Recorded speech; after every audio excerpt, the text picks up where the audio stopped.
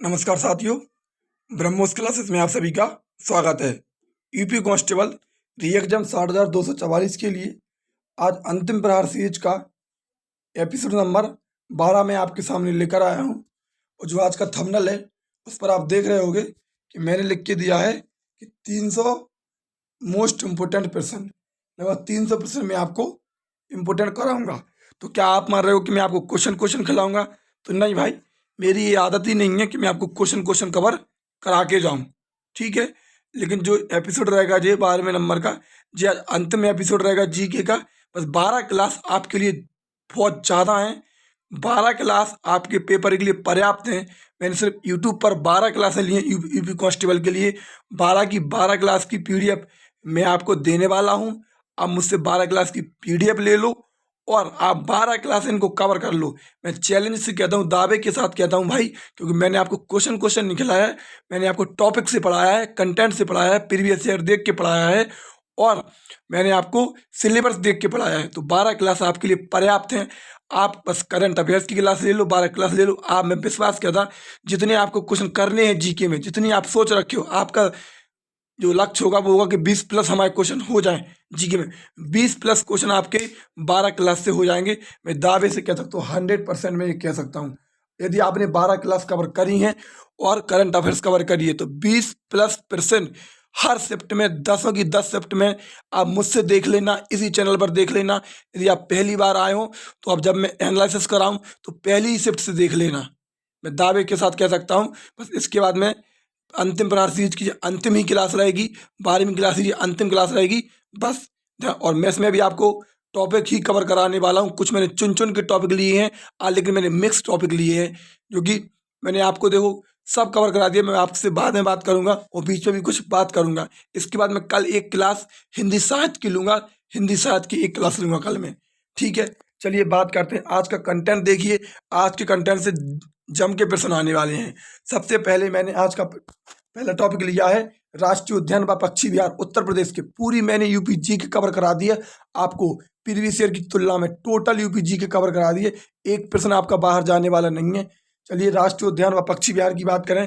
सबसे पहले पूछे दुधवा राष्ट्रीय उद्यान, तो लखीमपुर खीरी में, जो कि उत्तर प्रदेश का एकमात्र राष्ट्रीय उद्यान है। ध्यान रखना, उत्तर प्रदेश का एकमात्र राष्ट्रीय उद्यान है दुधवा राष्ट्रीय उद्यान, जो कि कहाँ पर है? लखीमपुर खीरी में है। चंद्रप्रभा की बात करूँ तो चंदौली में है। किशनपुर लखीमपुर खीरी में है। कतरनिया घाट बहराइच में है। कतरनिया घाट कहाँ पे है? बहराइच में है। महावीर स्वामी ललितपुर में है। सुहागी बरवा महाराजगंज में है। और नवाबगंज उन्नाव में है। समसपुर रायबरेली में है। और लाख बहोसी कन्नौज में है। ध्यान रखना, दुधवा राष्ट्रीय उद्यान लखीमपुर खीरी, चंद्रप्रभा चंदौली, किशनपुर लखीमपुर खीरी, कतरनिया घाट बहराइच, महावीर स्वामी ललितपुर, सुहागी बरवा महाराजगंज, नवाबगंज उन्नाव, समसपुर रायबरेली और लाख बहोसी कन्नौज। चलिए आगे बात करें। आगे पूछे सांडी पक्षी विहार, तो हरदोई में है। बखीरा पूछे तो संत कबीर नगर में। बखीरा पूछे तो संत कबीर नगर में। ओखला पूछे तो गाजियाबाद में। बखीरा पूछे तो संत कबीर नगर में। ओखला पूछे तो गाजियाबाद में। समान पक्षी विहार मैनपुरी, पार्वती अर्गा गोंडा। विजय सागर पूछे तो महोबा में। पार्वती अर्गा गोंडा में, विजय सागर महोबा में। पटना पक्षी विहार एटा में। और सरहाताल पिछली बार का मोस्ट इंपोर्टेंट प्रश्न है, ध्यान रखना। 17 तारीख की पहली शिफ्ट में पूछा गया था कि सरहाताल कहाँ पर है, तो बलिया में है। और सर सरोवर पूछे तो आगरा में है। और कीथम झील पूछे तो वो भी आगरा में है, ध्यान रखना। ठीक है, सरहाताल पूछे तो बलिया और सर सरोवर पूछे तो आगरा, ध्यान रखना। आगे बात करें, सरहाताल बलिया और सर सरोवर पूछे तो आगरा। मोस्ट इंपोर्टेंट पॉइंट है पेपर की दृष्टि से।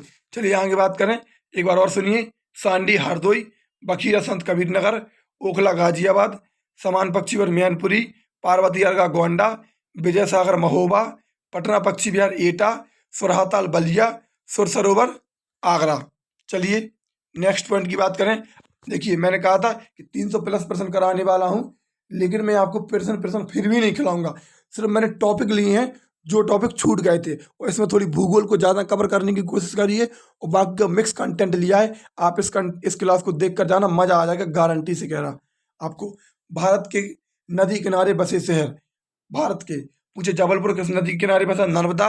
विदिशा बेतवा, रावत भाटा पूछे तो चंबल, ग्वालियर चंबल, ओरछा बेतवा नदी के किनारे, आगरा यमुना, कानपुर गंगा, गंगा नदी के किनारे बसा सबसे बड़ा शहर कानपुर है, ध्यान रखना। अयोध्या सरयू, लखनऊ गोमती, इटावा यमुना, मथुरा यमुना, औरैया यमुना और फर्रुखाबाद गंगा। ध्यान रखना, फर्रुखाबाद गंगा, औरैया यमुना और फर्रुखाबाद गंगा। अगर कोशिश रही तो कल मैं आपको एक क्लास और ले दूंगा अंतिम प्रहार सीरीज की, लेकिन कल की क्लास शायद अंतिम ही रहेगी। आगे बात करें, अगली बात करें, कन्नौज गंगा नदी के किनारे बसा, जौनपुर गोमती, मुरादाबाद रामगंगा, बरेली रामगंगा, गोरखपुर पूछो तो राप्ती नदी के किनारे है। गोरखपुर कौन सी? तो राप्ती नदी के किनारे है। श्रावस्ती राप्ती नदी के किनारे, बक्सर गंगा, बलिया भी गंगा नदी के किनारे है और वाराणसी भी गंगा नदी के किनारे है। मैंने आपको बताया था कि उत्तर प्रदेश के 28 जिलों से गंगा नदी बहती है। उत्तर प्रदेश के 28 जिलों से गंगा नदी बहती है और बिजनौर से प्रवेश करती है और बलिया से निकल जाती है। ध्यान रखना, गंगा नदी उत्तर प्रदेश में बिजनौर से प्रवेश करती, बलिया से निकल जाती है। पूछे गंगा नदी का उद्गम, तो गंगोत्री ग्लेशियर गोमुख से हुआ है। और पूछे मैदानी भागों में कहाँ से प्रवेश करती, तो मैदानी भागों में हरिद्वार से प्रवेश करती है। आगे बात करें बिहार, बिहार कोसी नदी के किनारे बसा, हैदराबाद मूसी नदी के किनारे, पटना गंगा नदी के किनारे, श्रीरंगपट्टनम कावेरी नदी के किनारे और नासिक गोदावरी नदी के किनारे है। नासिक गोदावरी नदी के किनारे। आगे बात करें विजयवाड़ा, जो कि आंध्र प्रदेश में पड़ता है, कृष्णा नदी के किनारे है। दिल्ली यमुना नदी के किनारे। एक ये ट्रैक है आदमी, कौन सी ट्रैक है? आदमी, मतलब आ से आगरा, दा से दिल्ली, माँ से मथुरा, ये सभी कौन से नदी के किनारे बसे? तो यमुना नदी के किनारे बसे, ध्यान रखना। दिल्ली यमुना नदी के किनारे, मदुरई बैगई नदी के किनारे, श्रीनगर झेलम नदी के किनारे, अजमेर लूनी नदी के किनारे है और कोलकाता हुगली नदी के किनारे, गोवा मांडवी नदी के किनारे बसा, जमशेदपुर स्वर्णरेखा नदी के किनारे बसा और कटक महानदी के किनारे बसा। जमशेदपुर स्वर्णरेखा नदी के किनारे और कटक महानदी के किनारे बसा। चलिए आगे बात करें, कौन से खेल में कितने खिलाड़ी होते। अब देखिए अगला टॉपिक आ गया। मैंने आपको कोई क्वेश्चन खिलाने के काम नहीं किया भाई। यदि मैं चाहता तो आपको एक क्वेश्चन पूछ लेता कि बताओ बेसबॉल में कितने खिलाड़ी होते, और मैं आगे बढ़ जाता। तो आपसे इसको कुछ भी प्रॉफिट नहीं होता आपका। जरूरी नहीं है कि बेसबॉल ही है, लेकिन मैंने आपको एक टॉपिक कवर कराया है। यदि प्रश्न बना तो प्रश्न यहीं से पूछेगा फिर एग्जामिनर। यदि प्रश्न नहीं बना तो वो बात अलग है, लेकिन यदि एग्जामिनर प्रश्न खेल से पूछा तो फिर यहाँ से प्रश्न पूछेगा। चलिए बात करें क्रिकेट में, तो क्रिकेट में 11 खिलाड़ी, फुटबॉल में 11 खिलाड़ी, हॉकी में 11 खिलाड़ी, बास्केटबॉल में 5 खिलाड़ी होते, शतरंज में 2, पोलो में 4। पोलो के ऐसे याद कर लो, POLO, पोलो में 4 अक्षर से लिखा गया POLO, तो पोलो में 4 खिलाड़ी होते। वॉलीबॉल में 6, नेटबॉल में 7, कबड्डी में 7। ध्यान रखना, क्रिकेट में 11, फुटबॉल में 11, हॉकी में 11, बास्केटबॉल में 5, शतरंज में 2, पोलो में 4, वॉलीबॉल में 6, नेटबॉल में 7, कबड्डी में 7। ज़्यादा बड़ी बड़ी क्लासें नहीं है, कोई भी क्लास है करंट अफेयर्स की क्लास को छोड़कर जितनी भी मैंने क्लासें ली हैं सब 40 minute, 35 minute, 32 minute, 33 minute, 25 minute, इतनी छोटी छोटी क्लासें हैं। बस मैंने आपको एक रैपिड फायर रिवीजन कराया है और मैंने बोला है कि यदि आप चाहो तो इस क्लास को दिन में 3 बार देख सकते थे और आप मेरे से PDF मांग लेते और 2-3 बार वो PDF पढ़ लेते तो आपको 100% याद हो जाता और पेपर में आप 20-25% कर जाते। और देख लेना, यदि आपने अभी भी नहीं देखा है तो अभी भी 6-7 दिन आपके पास हैं, आप तैयारी कर लो, इसको रिवीजन कर लो, आप पेपर में कर जाओगे। क्योंकि जो कंटेंट मैंने चुन के लिया है आप देख लेना, बाहर नहीं जाएगा। आप मुझसे जुड़े रहना, मैं आपको अपनी क्लास से बाकायदा स्लाइड से दिखाऊंगा कि देखो ये मैं पढ़ा रहा हूँ, यूट्यूब से स्क्रीनशॉट लेके, और ये पेपर में पूछ लिया। मैं आपको टोटल बताऊंगा इसी प्रकार। 23 तारीख से देख लें आप। चलिए लेकिन ठीक है, विश्वास का ज़माना है भाई, आपको विश्वास होगा तो आप पढ़ रहे होगे, नहीं होगा तो कोई बात नहीं है। मैंने अपना जो फर्ज था वो मैंने अपना निभाया है। आगे बात करें, कबड्डी में पूछे तो 7 खिलाड़ी होते, जिम्नास्टिक में 8, खो खो में 9, बेसबॉल में 9, रग्बी फुटबॉल में 15, वाटर पोलो में 7, टेबल टेनिस में 1 या 2, लॉन टेनिस में 1 या 2, स्नूकर में 1 या 2 और बैडमिंटन में स्नूकर में 1, बैडमिंटन में 1 या 2, मुक्केबाजी में पूछे तो 1, स्क्वैश में 1 या 2 और सर्वाधिक खिलाड़ी पूछो, सर्वाधिक खिलाड़ी रग्बी फुटबॉल में होते 15। ध्यान रखना, सर्वाधिक खिलाड़ी किस में होते, तो रग्बी फुटबॉल में होते। चलिए आगे बात करें, आगे तुमसे पूछ ले, कुछ लोक नृत्य की बात कर लेते हैं। पिंडवानी, पंथी, राउत नाचा, ये सब छत्तीसगढ़ के लोक नृत्य हैं। कहाँ के? पिंडवानी, पंथी, राउत नाचा कहाँ के? छत्तीसगढ़ के। सरहुल और कर्मा झारखंड के लोक नृत्य हैं। सरहुल और कर्मा झारखंड के लोक नृत्य हैं। बुइया, चालो, बांचो ये अरुणाचल प्रदेश के लोक नृत्य हैं। देन बुइया, चालू और बांचो कहाँ के नृत्य हैं? तो अरुणाचल प्रदेश के हैं। नौटंकी, रासलीला और कजरी कहाँ के हैं? तो उत्तर प्रदेश के हैं। नौटंकी, रासलीला और कजरी कहाँ के हैं? तो उत्तर प्रदेश के हैं। डेरवानी, फुगुंडी और सिगमो गोवा के हैं। डेरवानी, फुगुंडी और सिगमो गोवा के हैं। देखिए, मैं चाहता तो 300 क्वेश्चन तो इसी में से बना देता लगभग। डेरवानी, फुगुंडी, सिगमो गोवा के हैं। डांडिया, गरबा और गुजरात, मतलब डांडिया और गरबा गुजरात के हैं, ध्यान रखना। डांडिया और गरबा कहाँ के हैं? गुजरात के हैं। छऊ पश्चिम बंगाल का है। छऊ कहाँ के हैं? पश्चिम बंगाल का। बिहू, बगरुम्बा, भोरताल असम का है। कल मैं आपके लिए एक क्लास और ले दूंगा। अंतिम प्रहार सीरीज की 13वीं क्लास में आपको, 13 नंबर की क्लास में आपको कल ले दूंगा, क्योंकि मुझे लग रहा कि 2-3 पॉइंट और कवर कराने चाहिए, तो मैं आपको वो भी कवर करा दूंगा।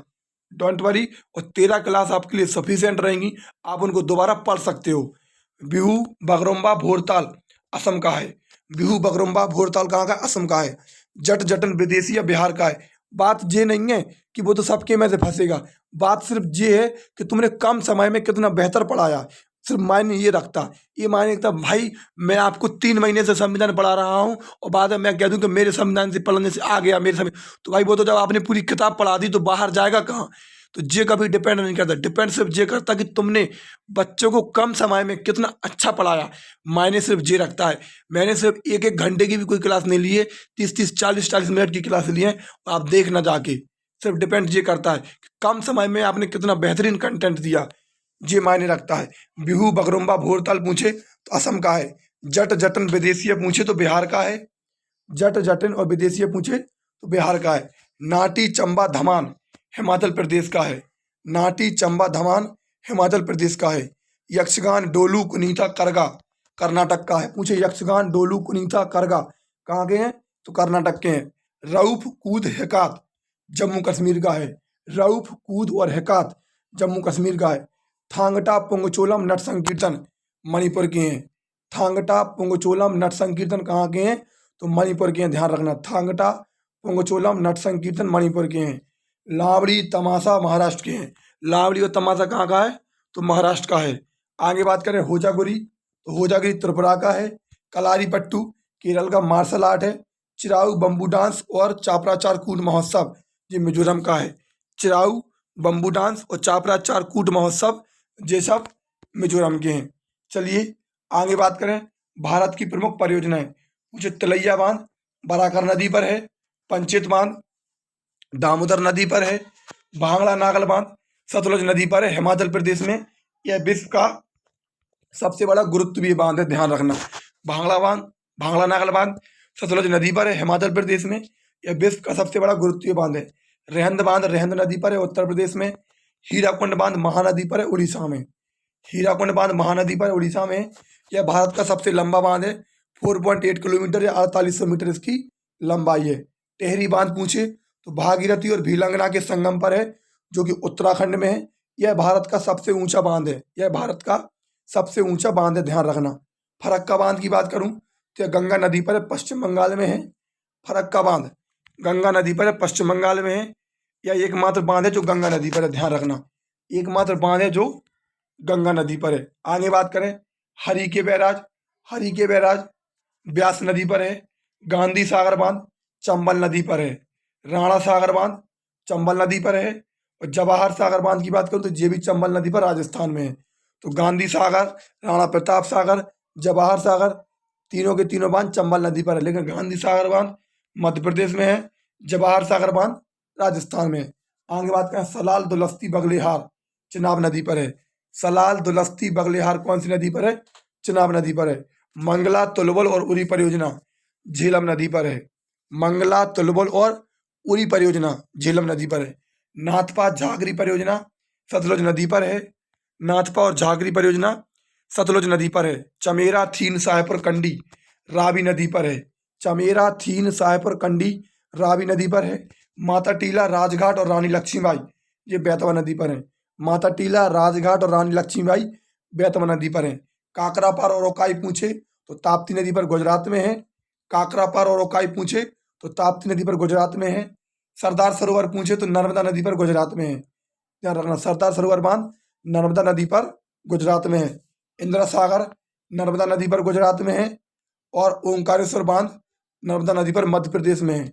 और बाण सागर पूछे तो सोन नदी पर है, दिख नहीं रहा, लेकिन मैं आपको बता रहा हूँ कि बाण सागर कहाँ पर है, तो सोन नदी पर है। ओंकारेश्वर बांध नर्मदा नदी पर मध्य प्रदेश में है, और बाण सागर बांध सोन नदी पर है। चलिए आगे बात करें। यहाँ पर लिखा है बाण सागर सोन नदी पर। कृष्णा रामसर तो कावेरी नदी पर है।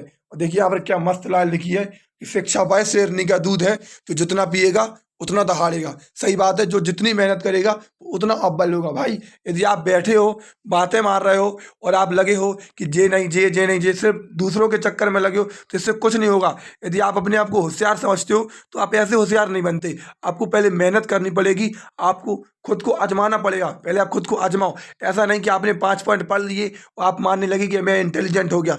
नहीं भाई, आप दबा के मेहनत करो, 100% आपका सिलेक्शन हो जाएगा। लेकिन पहले मेहनत करो। ऐसा नहीं 5 पॉइंट पढ़ के कभी कुछ नहीं होता, या 5 दिन पढ़ के कभी कुछ नहीं होता। ध्यान रखना।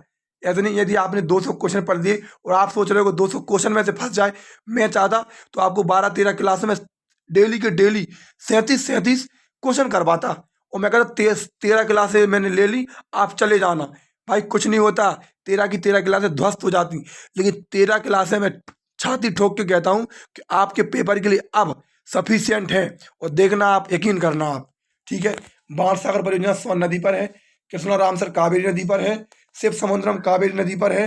अलमाटी बांध कृष्णा नदी पर है। इडुक्की बांध पेरियार नदी पर है। नागार्जुन सागर कृष्णा नदी पर है। मैट्टूर बांध कावेरी नदी पर है। कलनई बांध कावेरी नदी पर है, तमिलनाडु में, और यह सबसे पुराना बांध है। कलनई बांध कावेरी नदी पर तमिलनाडु में, यह सबसे पुराना बांध है। ध्यान रखना। चलिए आगे बात करें। आगे पूछे भारत का पूर्वी बिंदु, तो किबिथु है और बालांगू है। भारत का पूर्वी बिंदु किबिथु और बालांगू है, जो कि अरुणाचल प्रदेश में है।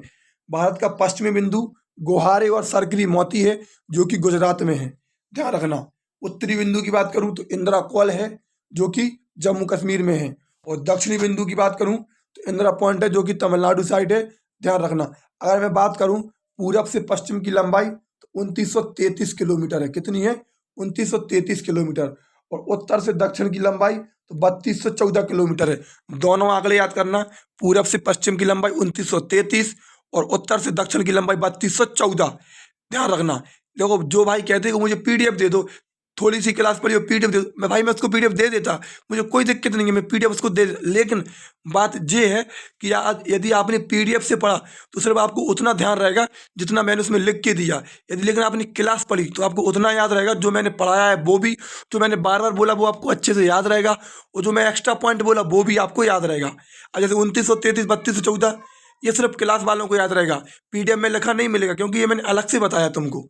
समझ रहे? तो ध्यान रखना। पूर्वी बिंदु किबिथु बालांगू, पश्चिमी बिंदु गुहारे और सरकरी मोती, उत्तरी बिंदु इंदिरा कौल, दक्षिणी बिंदु इंदिरा पॉइंट। बांग्लादेश की सीमा 5 राज्यों से लगती है: मिजोरम, असम, मेघालय, त्रिपुरा, पश्चिम बंगाल। ध्यान रखना। बांग्लादेश की सीमा कितने राज्यों से लगती? तो 5 राज्यों से लगती है। विधान परिषद वाले राज्य 6 हैं: तेलंगाना, उत्तर प्रदेश, बिहार, महाराष्ट्र, आंध्र प्रदेश, कर्नाटक। ठीक है। चलिए आगे पूछे भारत की सबसे लंबी नदी गंगा। भारत की दूसरी सबसे लंबी नदी गोदावरी। कंटेंट देखिए आप, अभी तक मैं 14 स्लाइड पढ़ा चुका। कंटेंट, पूरा कंटेंट मिक्स है, लेकिन टॉपिक से है। यदि मैंने एक टॉपिक कवर करने की कोशिश करी तो फिर उसके पूरे पॉइंट निकाल दिए। भारत की सबसे लंबी नदी गंगा। भारत की दूसरी सबसे लंबी नदी गोदावरी। प्रायद्वीपीय भारत की सबसे लंबी नदी गोदावरी। प्रायद्वीपीय भारत की सबसे लंबी नदी कृष्णा। असम का शोक ब्रह्मपुत्र। बिहार का शोक कोसी। उड़ीसा का शोक महानदी। बंगाल का शोक दामोदर। दक्षिण गंगा के नाम से जानते गोदावरी। दक्षिण की गंगा के नाम से जानते कावेरी। ध्यान रखना। दक्षिण गंगा के नाम से गोदावरी, और दक्षिण की गंगा कावेरी, मतलब दक्षिण की तो कावेरी। ध्यान रखना। दक्षिण की गंगा कावेरी।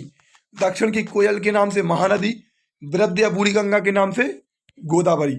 आगे बात करें, भारत की सबसे बड़ी सहायक नदी यमुना है। कर्क रेखा को 2 बार काटने वाली नदी माही नदी। बीहर खड्डों में बहने वाली नदी मालवा। रिफ्ट घाटी में बहने वाली नदी दामोदर। लौटते हुए मानसून से फायदा होता है कावेरी नदी को। वेरी इंपॉर्टेंट पॉइंट है भाई ये। आपको ये कहीं ऐसा पॉइंट, ये जैसे मक्खन निकाल देते ना, जैसे दही में से अपन मक्खन को अलग कर देते, छाछ को अलग कर देते, ऐसा कंटेंट है। ध्यान रखना। जो मैंने अपनी सबसे फेवरेट कॉपी से उठा के दिया है तुमको, जो कंटेंट हालांकि इसको नोट करके रखा था मैंने। सबसे प्रदूषित नदी दामोदर है। हिंद महासागर का आकार पूछे त्रिभुजाकार है। प्रशांत महासागर का आकार पूछे गोलाकार है। किसी भी चैनल पर आपको ऐसा कंटेंट नहीं मिलेगा। अटलांटिक महासागर का आकार ऐसा आकार है। और विश्व की सबसे लंबी नदी नील नदी, और नील नदी का वरदान मिस्र को कहते। एशिया की सबसे लंबी नदी यांगटीसी, और चीन का शोक हवांगो नदी को कहते। ध्यान रखना, एशिया की सबसे लंबी नदी नील नदी, और एशिया की सबसे लंबी नदी यांगटीसी नदी, और चीन का शोक हवांगो नदी को कहते। और आगे बात करें, चलिए आगे बात करें। आगे पूछे नील नदी का उद्गम विक्टोरिया झील से होता। ध्यान रखना, नील नदी का उद्गम विक्टोरिया झील से होता। मकर रेखा को 2 बार काटने वाली नदी लिम्पोपो। भूमध्य रेखा को 2 बार काटने वाली नदी कांगो या जायरे। विश्व की सबसे ऊंची चोटी केटू गॉडमेनास्टेन, इसकी लंबाई है 8611 मीटर। ध्यान रखना, भारत में सबसे ऊंची चोटी पूछे तो कंचनजंगा 8586। ठीक है, विश्व की सबसे ऊंची चोटी पूछे तो केटू गॉडमेनास्टेन। भारत में सबसे ऊंची चोटी पूछे तो कंचनजंगा 8586। केंद्रीय आलू अनुसंधान संस्थान शिमला। केंद्रीय आलू अनुसंधान संस्थान शिमला।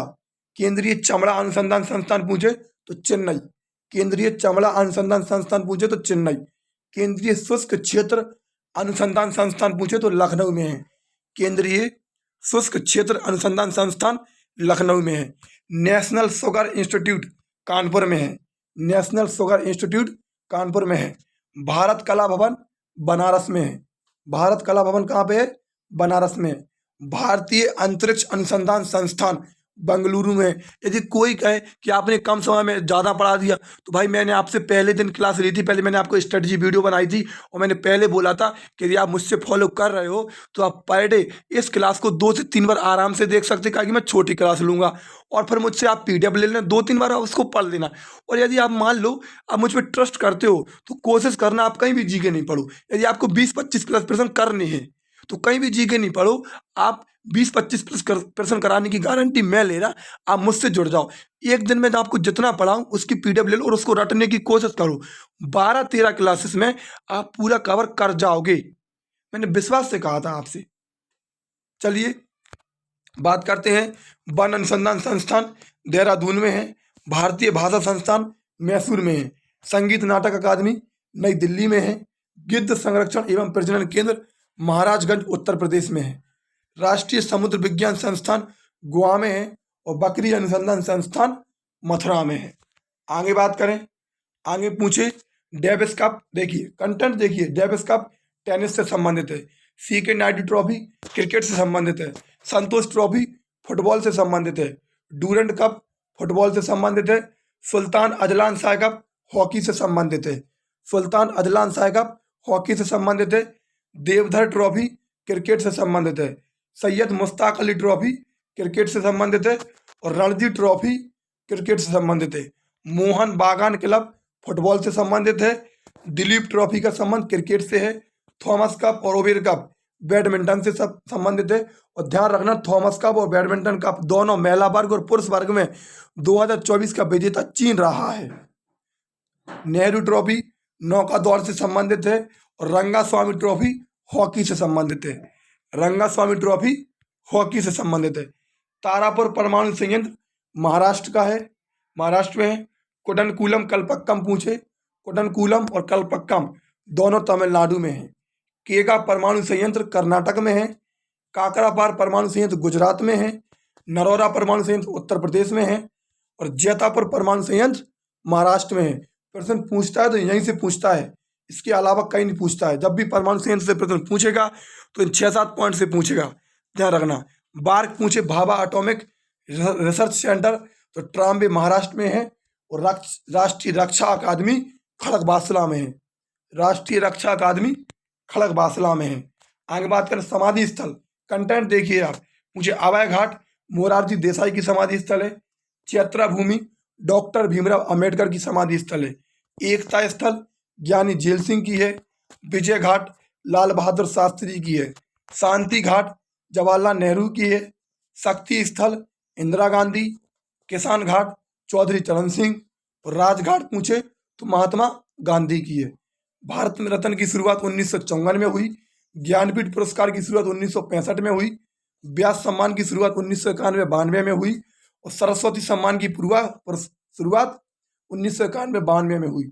और पूछे अर्जुन पुरस्कार की शुरुआत तो 1961 में हुई। ध्यान रखना, अर्जुन पुरस्कार की शुरुआत कब हुई तो 1961 में हुई।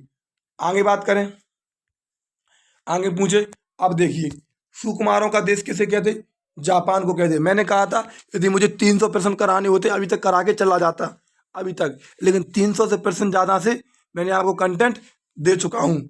सुकुमारों का देश जापान को कहते हैं, सूर्योदय का देश जापान को, नहरों का देश पाकिस्तान को, प्यासी भूमि का देश ऑस्ट्रेलिया, झीलों का देश फिनलैंड, वज्र तूफानों का देश भूटान या लैंड ऑफ थंडरबोल्ट तो वो भी भूटान, गोल्डन वंडरलैंड म्यांमार, युवाओं का देश भारत, सफेद हाथियों का देश थाईलैंड।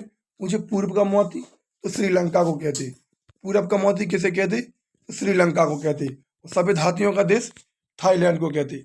आगे बात करें, रॉबर्स कप का संबंध फुटबॉल से है, सुब्रतो कप का संबंध football, Aga Khan cup hockey से संबंधित है, Beighton cup hockey, grand slam का संबंध टेनिस से है, हाफ मैन का संबंध टेनिस से है, चड्डा कप महिला बैडमिंटन से है और सुधीर रमन कप का संबंध बैडमिंटन से है, यूनिक्स कप बैडमिंटन और राइडर कप गोल्फ से संबंधित है।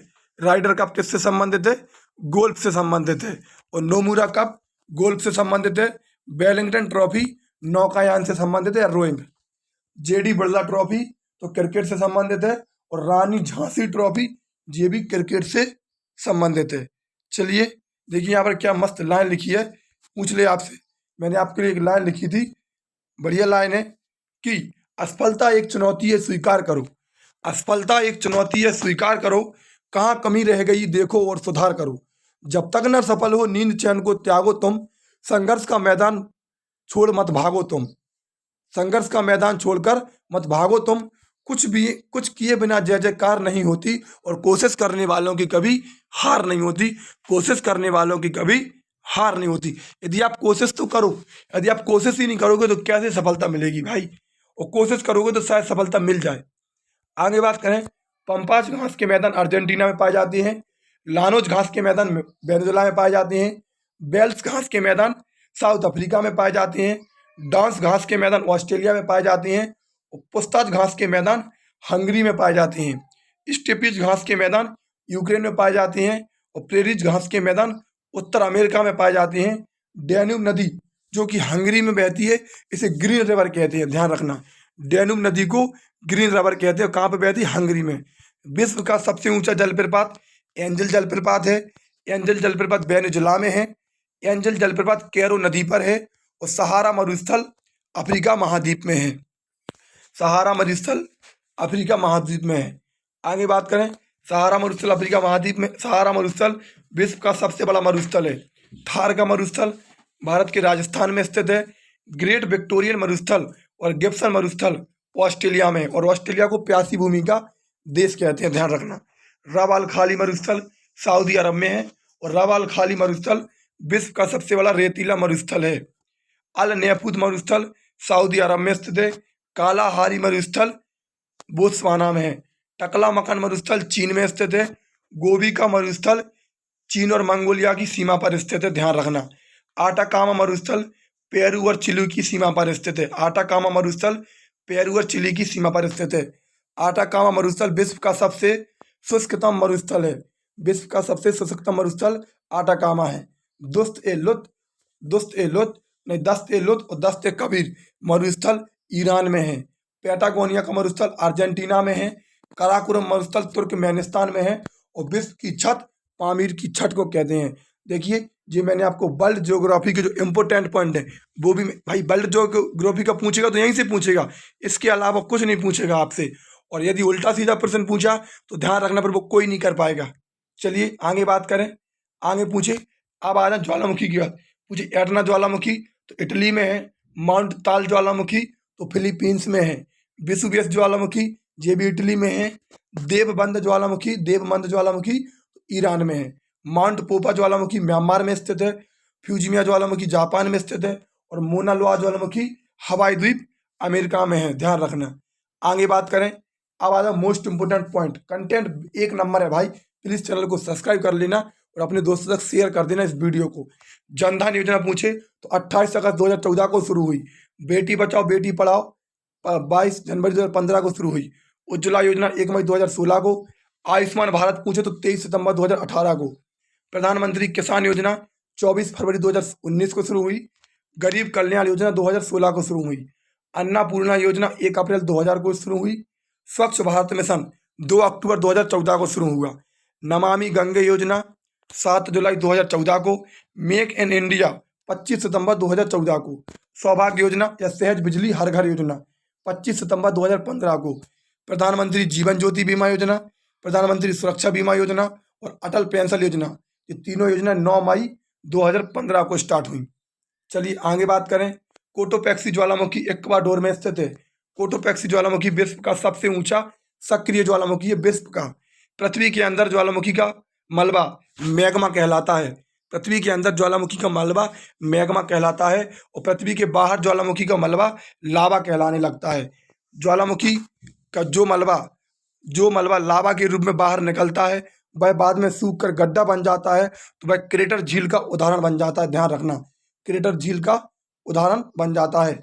ज्वालामुखी द्वारा आग्नेय चट्टान का निर्माण होता है। मोस्ट इंपोर्टेंट पूछे कौन सी चट्टान का निर्माण होता है, तो आग्नेय चट्टान का निर्माण होता है और आग्नेय चट्टान का उदाहरण है ग्रेनाइट और basalt. Mount Sinabung, Mount Merapi और माउंट सुमेरु, यह ज्वालामुखी इंडोनेशिया में है। Mount Sinabung, Mount Merapi, Mount Semeru कहाँ पर? इंडोनेशिया में। क्राकातोवा ज्वालामुखी इंडोनेशिया में स्थित है। क्राकातोवा ज्वालामुखी इंडोनेशिया में स्थित है। स्ट्रोम्बोली ज्वालामुखी भूमध्य सागर में स्थित है। इसे भूमध्य सागर का प्रकाश स्तंभ कहते हैं। पूछे भूमध्य सागर का प्रकाश स्तंभ किसे कहते हैं, तो स्ट्रोम्बोली ज्वालामुखी को कहते हैं। भारत का एकमात्र सक्रिय ज्वालामुखी बैरन द्वीप है, अंडमान निकोबार में, और एटना ज्वालामुखी इटली में है। भारत का एकमात्र सक्रिय ज्वालामुखी बैरन द्वीप है। आगे बात करें। सर्वाधिक जैव विविधता अमेजन वर्षा वन में पाई जाती है। पूछे सर्वाधिक जैव विविधता कहाँ पाई जाती, तो अमेजन वर्षा वन में पाई जाती है। अमेजन वर्षा वन को पृथ्वी का फेफड़ा कहते हैं। अमेजन वर्षा वन को पृथ्वी का फेफड़ा कहते हैं। भारत में सर्वाधिक जैव विविधता पश्चिमी घाट में पाई जाती है। भारत में सर्वाधिक जैव विविधता पश्चिमी घाट में पाई जाती है। डूरंड रेखा पाकिस्तान और अफगानिस्तान के बीच से गुजरती है। डूरंड रेखा पाकिस्तान और अफगानिस्तान के बीच से गुजरती है। मैकमोहन रेखा भारत और चीन के बीच से गुजरती। रेड क्लिफ रेखा भारत और पाकिस्तान के बीच से गुजरती। बोंगो सागर युद्धाभ्यास, आबाद युद्धाभ्यास पर। बोंगो सागर भारत और बांग्लादेश। मित्र शक्ति भारत और श्रीलंका। गरुड़ शक्ति भारत और इंडोनेशिया। शक्ति पूछे तो भारत और फ्रांस। वरुण पूछे तो भारत और फ्रांस, और गरुड़ पूछे अकेला तो भारत और फ्रांस। सूर्य किरण पूछे तो भारत और नेपाल के बीच में। मोस्ट इंपोर्टेंट है, पिछली बार भी पूछा गया था, इस बार भी पूछा जाएगा। धर्म गॉर्जियन भारत और जापान। अजय वॉरियर भारत और इंग्लैंड। टाइगर ट्रम्प भारत और अमेरिका। और मालाबार में 4 देश शामिल है, जापान, अमेरिका, ऑस्ट्रेलिया, अमेरिका। मतलब जापान, भारत, ऑस्ट्रेलिया, अमेरिका। ध्यान रखना। आगे बात करें। आगे पूछे अग्रणी राज्य। अब कौन से राज्य में सबसे ज़्यादा क्या उत्पादन होता। कंटेंट देखिए भाई, यदि आपको मेरी मेहनत पसंद आ रही हो तो प्लीज़ चैनल को सब्सक्राइब कर लेना और अपने दोस्तों को दबा के शेयर करो इस वीडियो को। और अपने दोस्तों को भी बताओ कि ब्रह्मोस क्लासेस पर 13 दिन में पूरा जीके का स्वाहा हो गया है। चावल का सबसे बड़ा उत्पादक राज्य पश्चिम बंगाल है। सर्वाधिक सोयाबीन मध्य प्रदेश। सरसों राजस्थान। गन्ना उत्तर प्रदेश। अंडा आंध्र प्रदेश। कोयला उड़ीसा। तांबा मध्य प्रदेश। मैग्नीज मध्य प्रदेश। हीरा मध्य प्रदेश पन्ना। सोना कर्नाटक। चांदी Rajasthan. Bauxite Orissa. Tin Chhattisgarh. Uranium Jharkhand. सीसा राजस्थान। चलिए आगे बात करें। जस्ता राजस्थान। शांत घाटी या साइलेंट वैली केरल में स्थित है। सिलिकॉन वैली बेंगलुरु में है। 15वीं भाषा सिंधी है, जो कि 21वें संविधान संशोधन 1976 द्वारा जोड़ी गई, जैसा भी मैं आपको बता चुका, लेकिन बीच में कंटेंट आ गया तो बता दे रहा। 71वें संविधान संशोधन 1992 द्वारा 3 भाषाएं जोड़ी गई, नेपाली, मणिपुरी, कोंकणी। 92वें संविधान संशोधन 2003 द्वारा 4 भाषाएं जोड़ी गई, बोडो, डोंगरी, मैथिली, संथाली। वर्तमान संविधान में 22 भाषाएं, मूल संविधान में 14 भाषाएं थी। काजिन युद्धाभ्यास भारत और कजाकिस्तान के बीच में है। धूसर क्रांति का संबंध उर्वरक उत्पादन से है। आबादक क्रांतियों के बारे में, तो धूसर क्रांति का संबंध या भूरी क्रांति का संबंध उर्वरक उत्पादन से है। काली क्रांति कच्चा तेल। पीली क्रांति सरसों और तिलहन। गोल क्रांति आलू से। और रजत क्रांति अंडा से संबंधित है। आगे पूछे पुलित्जर पुरस्कार मोस्ट इम्पोर्टेंट पॉइंट भाई क्या कंटेंट है कि जब भी पढ़ने में मन नहीं लगे तो अपने माँ बाप का चेहरा याद कर लेना।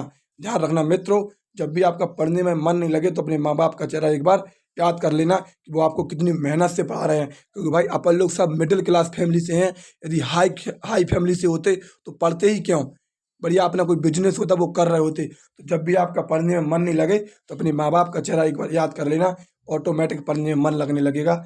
आगे बात करें, पुलित्जर पुरस्कार पत्रकारिता के क्षेत्र में दिया जाता, ऑस्कर पुरस्कार फिल्म के क्षेत्र में, कलिंग रत्न पुरस्कार विज्ञान के क्षेत्र में, मैन बुकर पुरस्कार साहित्य के क्षेत्र में, ग्रैमी पुरस्कार संगीत के क्षेत्र में, दादा साहब फाल्के पुरस्कार फिल्म के क्षेत्र में, ज्ञानपीठ पुरस्कार, सरस्वती पुरस्कार और व्यास सम्मान, ये तीनों साहित्य के क्षेत्र में दिए जाते।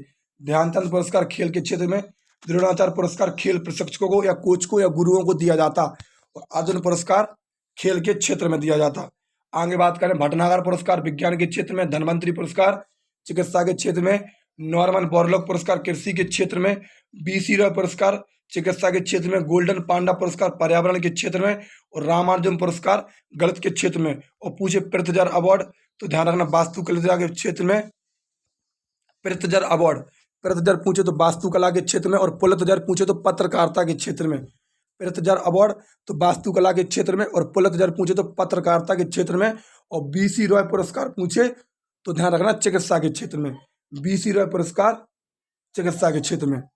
आगे बात करें, आगे पूछे 1 जुलाई 2017 को जीएसटी पूरे भारत में लागू हुआ, पढ़ा दिया बहुत अच्छे से।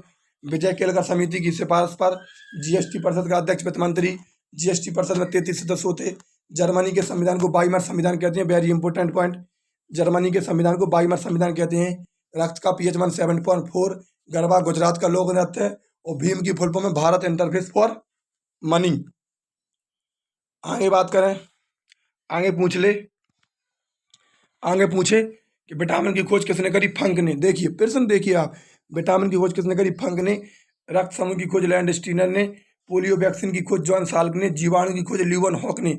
चेचक के टीके की खोज एडवर्ड जेनर ने करी थी, और जो विश्व का पहला टीका था।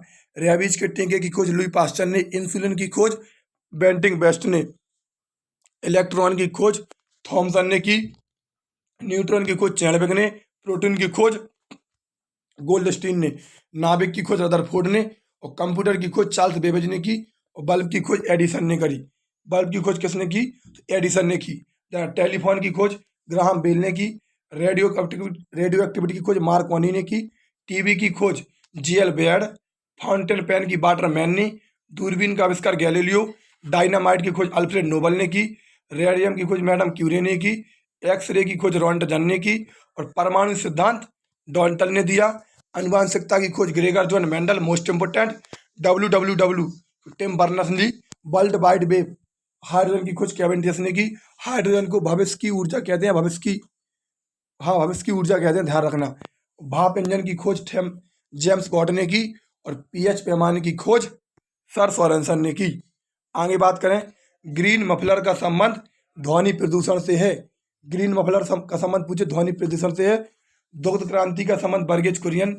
ऑपरेशन फ्लड, ध्यान रखना, ऑपरेशन फ्लड का संबंध दुग्ध से है या बर्गेज कुरियन से, या श्वेत क्रांति पूछे दुग्ध क्रांति या श्वेत क्रांति। श्वेत क्रांति का संबंध दूध से है, बर्गेज कुरियन इसके जन्मदाता है। श्वेत क्रांति से ऑपरेशन फ्लड का संबंध है, जी अपने यहाँ में मिक्स है, ध्यान रखना तुम तो। दुग्ध क्रांति, बर्गेज कुरियन, ऑपरेशन फ्लड और श्वेत क्रांति। आगे बात करें, पीली क्रांति तिलहन से, नीली क्रांति मत्स्य पालन, गुलाबी क्रांति झींगा, सिल्वर क्रांति अंडा, गोल्डन क्रांति जूट, काली क्रांति पेट्रोलियम, भूरी क्रांति उर्वरक, और गोल्ड क्रांति आलू, और बादामी क्रांति मसाला। और पूछे स्वर्ण क्रांति तो बागवानी से संबंधित है, मोस्ट इंपोर्टेंट लिख लो। स्वर्ण क्रांति बागवानी, स्वर्ण क्रांति बागवानी से संबंधित है। आगे बात करें, आगे पूछ ले। अब आ जाओ वेरी इंपॉर्टेंट पॉइंट, भारत के प्रमुख शहरों के प्रसिद्ध नाम और उनके उपनाम, इन्हें किस किस उपनाम से जानते हैं। कंटेंट देखिए भाई, यदि आपको लग रहा हो कि मैंने आपके लिए कुछ दिया है तो प्लीज़ चैनल को सब्सक्राइब कर लेना। ध्यान रखना, आप किसी भी एग्जाम की तैयारी करो, आगे मैं SSC GD ग्रुप डी के लिए इसी प्रकार से तैयारी कराने वाला हूँ। चलिए, 5 नदियों की भूमि पूछे तो पंजाब, ईश्वर का निवास स्थान प्रयागराज, 7 टापुओं का शहर मुंबई, भारत का हॉलीवुड मुंबई, भारत का प्रवेश द्वार मुंबई, और सूत्री वस्त्रों की राजधानी मुंबई, अंतरिक्ष का शहर बंगलुरु को कहते, इलेक्ट्रॉनिक नगर या silicon valley Bengaluru, queen of Deccan Pune, बुनकरों का शहर पानीपत, और डायमंड हार्बर कोलकाता को कहते। आगे बात करें भारत का टॉलीवुड कोलकाता, मसालों का शहर कोलकाता, पूर्व का वेनिस कोच्चि, अरब सागर की रानी कोच्चि, और भारत का पीटर्सबर्ग जमशेदपुर और इस्पात नगरी जमशेदपुर को कहते।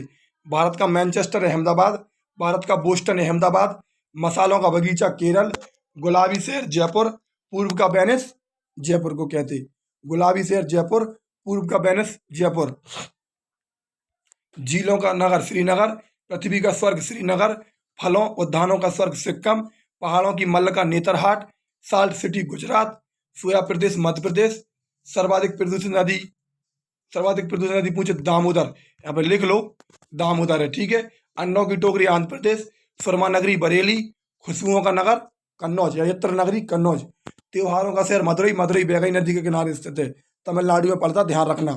त्योहारों का नगर Madurai, golden city Amritsar, golden city Amritsar, नवाबों का शहर लखनऊ, पर्वतों की रानी मसूरी, रेलियों का नगर नई दिल्ली, भारत का स्विट्जरलैंड श्रीनगर, भारत का स्विट्जरलैंड श्रीनगर, उत्तर भारत का मैनचेस्टर कानपुर, दक्षिण भारत का मैनचेस्टर कोयम्बटूर, और भारत का मैनचेस्टर पूछे तो वो अहमदाबाद है, ध्यान रखना। भारत का मैनचेस्टर अहमदाबाद, उत्तर भारत का मैनचेस्टर कानपुर, और दक्षिण भारत का मैनचेस्टर कोयम्बटूर, और मैनचेस्टर पूछे तो इंग्लैंड में एक जगह है, ध्यान रखना। आगे बात करें मंदिरों एवं घाटों का शहर वाराणसी, धान की डलिया छत्तीसगढ़, मेघों का शहर मेघालय, और पूर्व का स्कॉटलैंड मेघालय, बगीचों का शहर कपूरथला, और राष्ट्रीय राजमार्गों का चौराहा कानपुर। चलिए आगे बात करें वन नगरी देहरादून, कोयला नगरी धनबाद। भाई किसी भी चैनल पर ऐसा कंटेंट नहीं मिलेगा, पूरा चुन चुन के मैंने आपको पढ़ाया, ध्यान रखना इस बात का। वन नगरी देहरादून, कोयला नगरी धनबाद, सूर्य नगरी जोधपुर, जुड़वा शहर हैदराबाद सिकंदराबाद, विश्व की सबसे ऊंची चोटी माउंट एवरेस्ट 8,848 जिसकी ऊंचाई है। भारत की सबसे ऊंची चोटी गॉडवन एस्टेन, ध्यान रखना, कितनी है 8611 है, 8611। भारत में सबसे ऊंची चोटी तो कंचनजंगा, भारत की पूछे तो K2 लगाना, भारत में पूछे तो कंचनजंगा लगाना। पूरब की सबसे ऊंची चोटी या पूर्वी घाट की सबसे ऊंची चोटी तो महेंद्रगिरी है, पूर्वी घाट की सबसे ऊंची चोटी या पूरब भारत की सबसे ऊंची चोटी तो महेंद्रगिरी है। आगे बात करें दक्षिण भारत की सबसे ऊंची चोटी या दक्षिणी घाट की सबसे ऊंची चोटी तो अनाईमुड़ी है, ठीक है। सतपुड़ा की सबसे ऊंची चोटी धूपगढ़ है, कुमायूं हिमालय की सबसे ऊंची चोटी नंदा देवी, बुंदेलखंड की सबसे ऊंची चोटी जानापाव, अरावली पर्वत की सबसे ऊंची चोटी गुरु शिखर, और विश्व की तीव्र ढाल वाली चोटी राकापोसी है, विश्व की तीव्र ढाल वाली चोटी राकापोसी है। अब बताइए मित्र, आपको क्लास कैसी लगी? आपको क्लास बढ़िया लगी हो तो चैनल को सब्सक्राइब कर लेना, वीडियो को शेयर कर देना, अपने दोस्तों तक शेयर कर देना। कल मैं आपके लिए एक क्लास और लेकर आऊँगा, अंतिम एपिसोड रहेगा 13वें नंबर का प्रहार सीरीज का, और अगले दिन मैं आपको पूरी की पूरी लगभग 5 से 6 घंटे की मैराथन लेकर आऊँगा। ध्यान रखना, जो कि आपने कवर कर ली तो आप 100 मान के चलना कि आपका उद्धार हो जाएगा, और मैं आपको इन्हीं क्लासों से पूरे के पूरे प्रश्न बताऊंगा। चलिए बात करें, कुछ नहीं करें बात, बस हो गई बात। बस आपको वीडियो अच्छी लगी है तो चैनल को सब्सक्राइब कर लेना और वीडियो को शेयर कर देना। धन्यवाद।